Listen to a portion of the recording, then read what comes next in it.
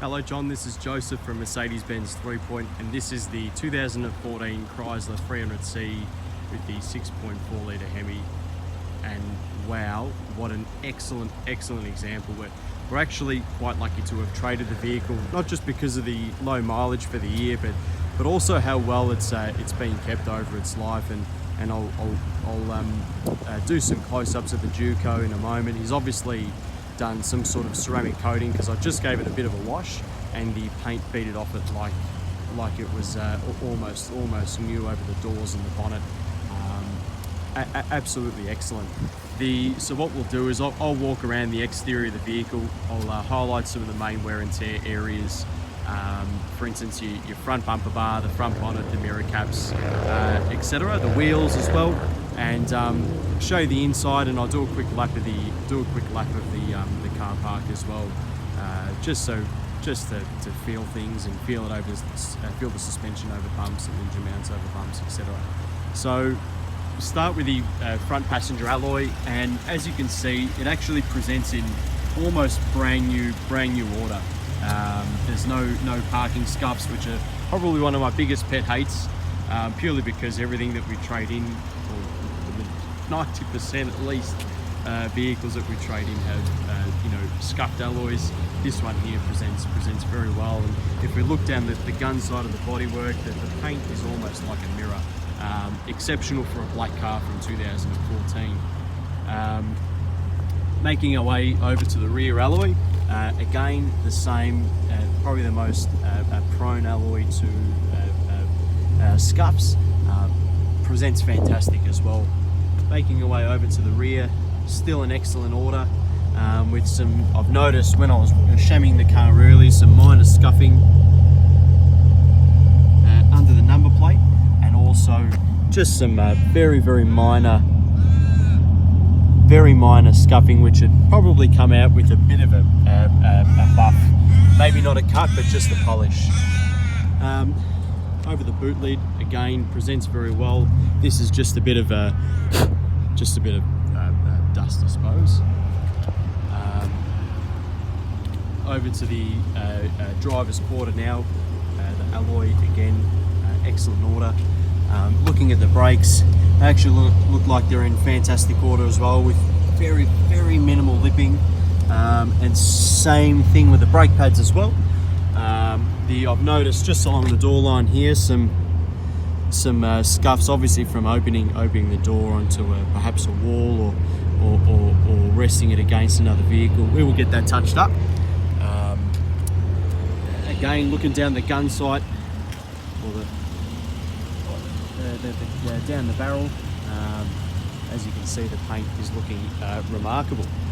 Also, I've just noticed down here as well, there's a bit of scuffing from, obviously, well, very similar to the rear door, which we'd get touched up as well. The front alloy, again, excellent order. The front brakes in excellent order as well. They look like they were probably replaced not too long ago, and they are the Brembo calipers up front. Now, moving over to the front bar, I did notice some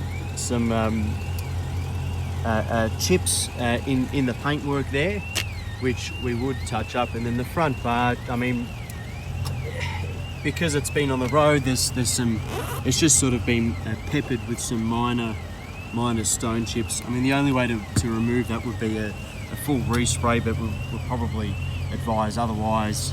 I mean, because it really doesn't detract from the vehicle's overall condition, and also you never really get the same paint job as you do with a factory paint job.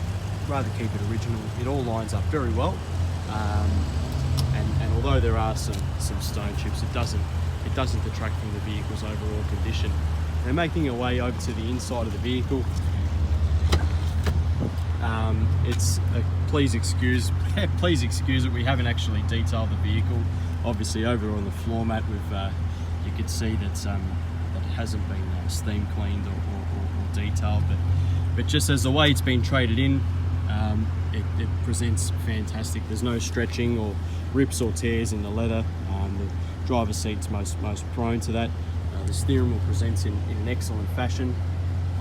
There's no real scuffs or bangs or marks across the dash.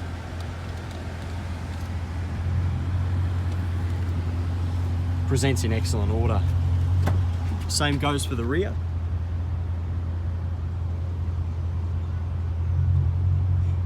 Presents very well as well. I've just gone for a drive at probably 20 meters from the detailing shed to here, and noticed a couple of things. So there's a dash cam that's been fitted professionally, obviously, because the wires are running into the headlining.